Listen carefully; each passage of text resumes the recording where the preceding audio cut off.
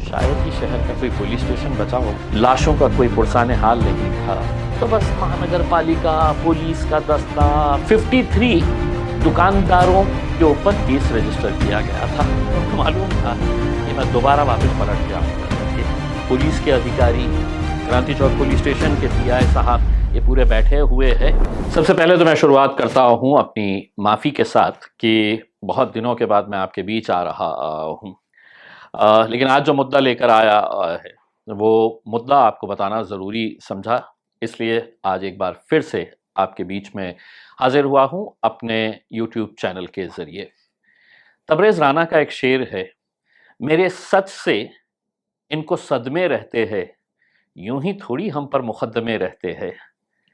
एक बार फिर से सुनिए तबरेज़ राना का बहुत ही खूबसूरत सा शेर, जो मैं समझता हूँ मेरे ऊपर परफेक्ट बैठता है। मेरे सच से इनको सदमे रहते हैं, यूं ही थोड़ी हम पर मुकद्दमे रहते हैं। 2014 में जब मैं राजनीति के अंदर कदम रखा तो एक सादा सा एनसी तक मेरे खिलाफ नहीं था, एक एफआईआर मेरे खिलाफ नहीं था। 10 साल के बाद जब मैं देखता हूँ तो शायद ही शहर का कोई पुलिस स्टेशन बचा होगा जहाँ मेरे खिलाफ पुलिस स्टेशन में कोई केस नहीं है।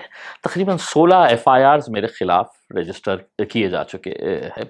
कौन कौन से केसेस हैं मैं आगे आपको बताऊंगा, लेकिन आज एक खुशी की खबर मेरे लिए ये है कि एक और बड़ा केस जो मुझ पर लादा गया था, जो एफआईआर मुझ पर रजिस्टर की गई थी, उससे अदालत ने आज बाइज्जत बरी कर दिया है। 2021 का मामला है, पूरी दुनिया बंद थी, आपको याद है, कोरोना आया था और उस कोरोना के ज़रिए खुदा ने एक पैगाम भेजा था, जब गुनाह हद से ज़्यादा बढ़ेगा तो मैं बता दूंगा कि दुनिया की तरक्की एक तरफ रहेगी, रिमोट कंट्रोल मेरे ही हाथ में है। सारी दुनिया बंद हो चुकी थी, कारोबार, सड़कें वीरान हो चुकी थी, लाशों का कोई पुरसाने हाल नहीं था उसमें, रिश्तेदार मर रहे, घर वाले मर रहे हैं, अंतिम संस्कार कहाँ करे, दफनाया कहाँ जाए करके।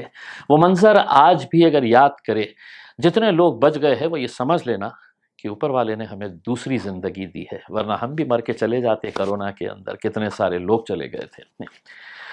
उस दौरान सरकार का और कोरोना का जो वायरस था, इनका अच्छा बड़ा गहरा रिश्ता दोस्ताना हो गया था। तो कोरोना आके प्रशासन को ये कहता था कि मैं इतने बजे से इतने बजे आराम करने वाला हूँ, मैं सो रहा हूँ, उसके बाद मैं मार्केट में आऊँगा, तो उस वक्त मैं जब आऊँगा तो सारी दुकानें, कारोबार और व्यापार बंद कर देना चाहिए करके। बस उस हिसाब से फिर हुकूमत, सरकार, प्रशासन कुछ ना कुछ तो भी कर रहे हैं बोल के टाइमिंग फिक्स कर दिए थे कि इतने बजे से इतने बजे खोल दो, हमारी कोरोना के वायरस से बात हो चुकी है, वो नहीं आने वाला है, वो आराम कर रहा है, वो जब बाहर आएगा तो तब है तो अपन अपनी दुकानें बंद कर देंगे। अब दिखाना था कि हम काम कर रहे हैं, तो सख्ती से ऑर्डर लागू किया जाता था, पुलिस वाले रास्ते के ऊपर निकल जाते थे, कोई ज़रा सा भी अगर थोड़ा सा भी ऐसा सड़क के ऊपर कहीं नज़र आता था तो डंडे खाने पड़ते थे, उसमें कार्रवाई होती थी। उसी दौरान जब ये मामला चलता था कि साहब इतने बजे से इतने बजे दुकान बंद रहेगी, अगर समझ लीजिएगा कि शाम में 6 बजे दुकान खुलना है और किसी ने 6 बजने को जब 5 मिनट थे, उससे पहले 5 मिनट पहले खोल लिया तो गुनाह, केस रजिस्टर हो गया। 9 बजे बंद करना है और किसी ने 2 मिनट लेट हो गया तो बस महानगर पालिका, पुलिस का दस्ता, फिर एफडीए की टीम, एडमिनिस्ट्रेशन की टीम, पूरे इस तरीके से मानो इसने कितना बड़ा गुनाह कर लिया है करके। उस दौरान कई सारे दुकानदार जो छोटा मोटा कारोबार करके रोजी रोटी अपनी कमा रहे थे, कुछ ना कुछ, कोई मास्क बेच रहा था, कोई दूध के पैकेट्स बेच रहा था, कोई छोटी मोटी चीज़ें, क्योंकि हुकूमत ने तो आपको याद होगा हुकूमत ने क्या दी थी, हुकूमत ने कुछ भी नहीं दिया था उस वक्त। तो उस वक्त तकरीबन औरंगाबाद शहर के अंदर 53 दुकानदारों के ऊपर केस रजिस्टर किया गया था। केस रजिस्टर ये किया गया था कि हमने तुमसे कहा था कि 9 बजे दुकान बंद हो जाना चाहिए, 9:01 के ऊपर तुम्हारी दुकान खुली थी, तुम्हारे को ऊपर फाइन।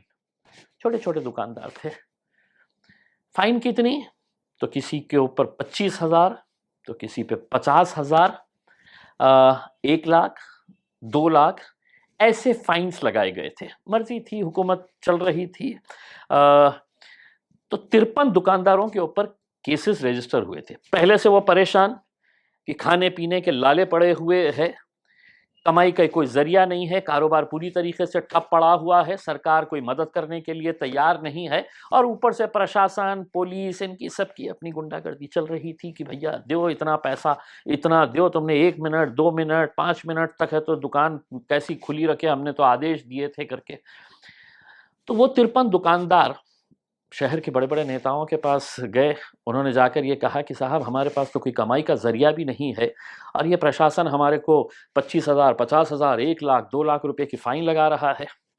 लेकिन उस वक्त नेता लोग भी कैसे घबराए हुए थे, कैसे डरे हुए थे कि भाई अपना भी नंबर आने वाला है, अपन भी जाने वाले हैं ऊपर, तो वो किसी से मिलने के लिए तैयार नहीं थे। ये 53 दुकानदार मेरे पास आए थे। मैंने उनकी व्यथा सुनी, और व्यथा सुनने के बाद मैंने उनसे ये कहा था कि हम चलेंगे। ये 2 जून 2021 की बात है।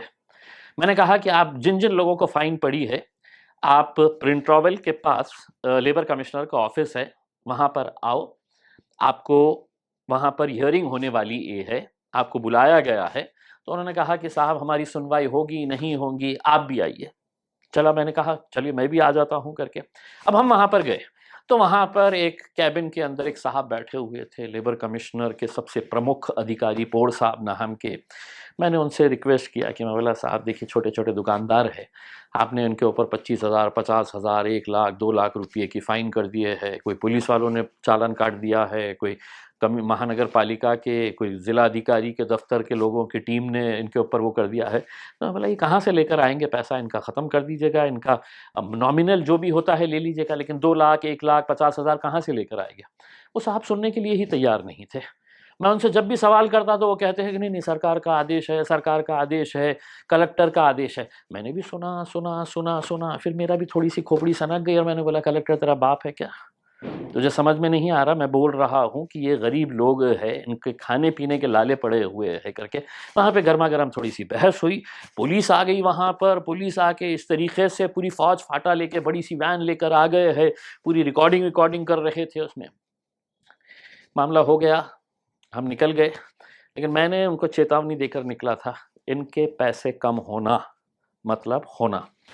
मुझे शाम तक पता चला कि साहब जिनके 2 लाख रुपये फ़ाइन थी उनको 5,000 रुपये कर दिए, जिनकी 1 लाख रुपये फ़ाइन थी उनको 3,000 रुपये कर दिए, 50,000 वाले को 1,500 रुपये कर दिए है, किसी के 25,000 रुपये थे तो उसको 500 रुपये कर दिए। क्यों किए? अगर आपने कानून के तहत अगर ये करे थे तो क्या वजह थी कि इम्तियाज़ जलील के वहाँ पर जाने के बाद आपको ये लगा कि नहीं अब ये फ़ाइन कम करना पड़ेगा करके उसमें, क्योंकि उनको मालूम था कि मैं दोबारा वापस पलट के आऊँगा करके, नहीं पुनः ये तो उन्होंने ये फ़ाइन कम कर डाले। अब रात में मुझे 2 बजे फ़ोन आता है कि साहब कलेक्टर साहब उस वक्त के, म्युनिसिपल कमिश्नर साहब उस वक्त के, लेबर कमिश्नर के पूरे अधिकारी और पुलिस के अधिकारी, क्रांति चौक पुलिस स्टेशन के पीआई साहब, ये पूरे बैठे हुए हैं और ये तय किया गया है कि आपके ऊपर एफआईआर रजिस्टर होगा, क्योंकि आपने जाके वहाँ पे हंगामा किए। मैं किया था हंगामा उसमें। ये एफआईआर रजिस्टर हुआ। आपको हैरानी होगी उसमें कि मुद्दा क्या था और एफआईआर किस तरीके से किया गया था। उसमें पता चला कि जो नेताओं को ये पता चला कि भाई ये जो दुकानदार थे ये किसी एक जाति धर्म के नहीं थे, इसमें ज़्यादातर जो थे वो अलग अलग जाति धर्म और मज़हब के थे, चंद मुसलमान दुकानदार थे। लेकिन मैं चूंकि उनके लिए लड़ रहा था तो दूसरे नेताओं को बड़ी तकलीफ हो गई कि भैया ये कैसा हो गया है। उन्होंने पुलिस के ऊपर दबाव डाला और कहा कि साहब बड़ा लंबा चौड़ा केस बनाइए इसके ऊपर करके। अब केस रजिस्टर हुआ क्रांति चौक पुलिस स्टेशन के अंदर, एफआईआर हुई मेरे खिलाफ। और एफआईआर के अंदर जो सेक्शंस लगाए गए हैं, अगर मैं पढ़ूँ वो सेक्शंस तो 353 सरकारी काम में अड़थड़ा निर्माण किया है मैंने।